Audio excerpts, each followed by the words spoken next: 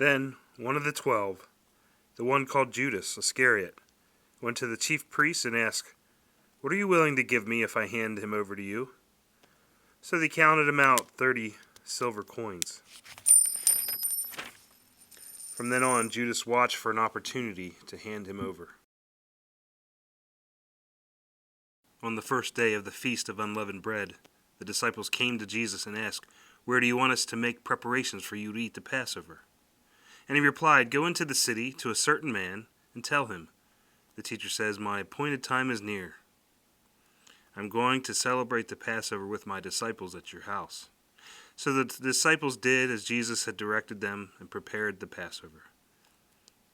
When evening came, Jesus was reclining at the table with the 12, and while they were eating, he said, "I tell you the truth, one of you will betray me." And they were very sad and began to say to him and one another, "Surely not I, Lord." And Jesus replied, "The one who has dipped his hand in the bowl with me will betray me. The Son of Man will go just as it is written about him, but woe to the man who betrays the Son of Man. It would be better for him if he had not been born." Then Judas, the one who would betray him, said, "Surely not I, Rabbi." And Jesus answered, "Yes, it is you." And while they were eating, Jesus took bread and gave thanks and broke it and gave it to his disciples, saying, "Take and eat. This is my body." Then he took the cup and gave thanks and offered it to them, saying, "Drink from it, all of you. This is the blood of the new covenant, which is poured out for many for the forgiveness of sins. And I tell you, I will not drink of this fruit of the vine from now on until the day when I drink it anew with you in my Father's kingdom." When they had sung a hymn, they went out to the Mount of Olives. Then Jesus told them, "This very night you will all fall away on account of me, for it is written, I will strike the shepherd, and the sheep of the flock will be scattered. But after I have risen, I will go ahead of you into Galilee." But Peter replied, "Even if all fall away on account of you, I never will." "I tell you the truth," Jesus answered, "this very night, before the rooster crows, you will disown me 3 times.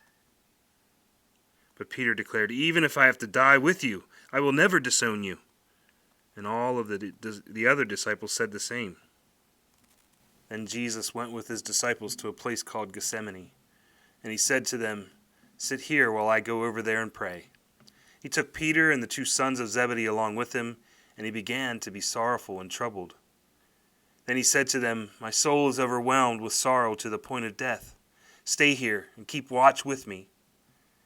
Going a little further, he fell with his face to the ground and prayed, "My Father, if it is possible, may this cup be taken from me.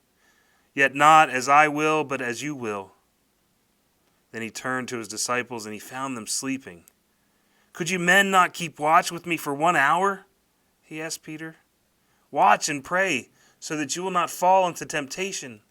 The spirit is willing, but the body is weak."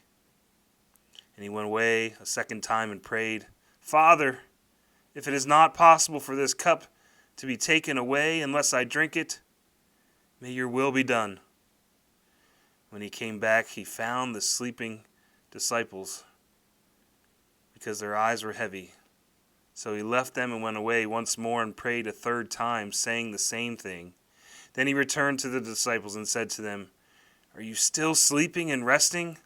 Look, the hour is near, and the Son of Man is betrayed into the hands of sinners. Rise, let us go. Here comes my betrayer."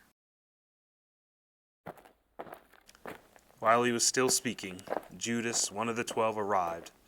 With him was a large crowd, armed with swords and clubs, sent from the chief priests and the elders of the people.